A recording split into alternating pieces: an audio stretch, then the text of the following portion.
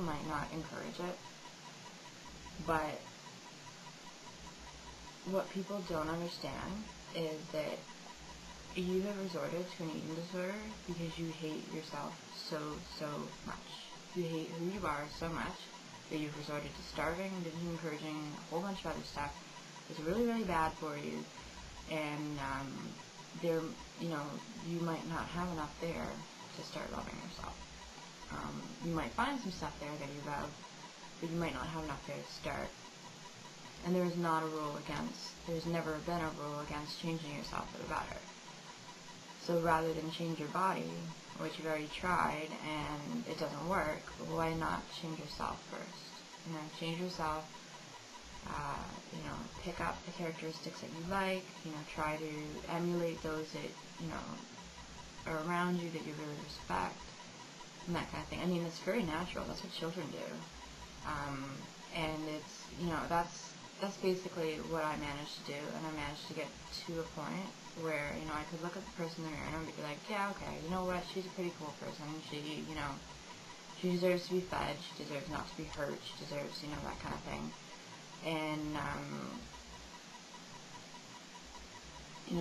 eventually it was just like, okay, that's the body that she wants. That's the body that I have to, if I respect her, I have to respect her wishes and her body's wishes. And, it was almost like, a symbiotic sort of mutualism. And that's basically the way that I believe it works. If you're going to change anything, change yourself. And that is the most empowering. Don't change your body. Changing your body is just you going around in circles over and over and over again. The second thing is actually a tip that I got from Ariel. And if you find a baby picture, you're really, really young, go as young as back as you have to, and find one that you have compassion for, one that you don't mind, one that you like, one that you think is kind of cute, one that you and just remember that that's you, and that she's still you. She's changed a lot, but if you like her, you can change who you are now to like her again. It's not like a one-way street. You don't go from liking to disliking and stay there. You can go from disliking yourself and liking yourself. And so you just have this picture handy, and whenever you have really hateful thoughts about yourself, just remember that you don't hate her, so there is one part of you don't hate. And you can't dismiss that. You can't, minimize that at all. And then there's a lot of things that you can do to reinforce, yourself. Like in the mirror, you don't get to call yourself a pig, a whale, or a hippopotamus, because I guarantee you are not one of those.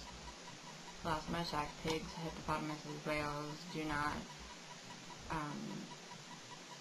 do not work computers, so obviously you're not one. And if you're wrong about the pig, or the whale, the hippopotamus, or the pig, then there's a good chance you could be wrong about the fat and the ugly too. So just to keep that in mind. Logic is your best friend, and you need to listen to logic just as much as you listen to emotion. I'm not saying that you have to discard the emotion, I'm just saying that logic is really, really important too. And if you are truly sitting there saying, oh my god, I'm the biggest, fattest, ugliest pig in the world, and you're not a pig, you're half wrong. So you could just as easily be wrong about the other stuff too. It's just, and then the more that you say that, no matter how outrageous it is, you start believing it. And, so if you get to a point where you're like, okay, I don't like the image that I see, because the image that I see seems distorted in the way that I perceive it. Like, if you say that over and over again, instead of I'm a big fat whale, you're going to be way more accepting of your body. It's just that's the way it's going to be. You're also probably going to get tired of saying that, because it's not loaded the same way that I'm a big fat whale is. But at the same time, it's more accurate, it's more true. And then if you know every bad thought that you have, I'm a big believer in countering it with good thoughts. Actually, maybe here, I'll show you if I can. I have, over my mirror, I have stars, and they all have positive attributes on them. So,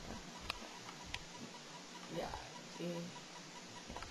So every bad thought that I have to look at it and be like, you know what, that's, you know, I also like my eyes, or something like that, you know? So it's just, it's a balance thing. Anyway, everybody has their own tips and that kind of thing, but that's what kind of works for me. And I hope to see you guys next week, and see you later. Bye.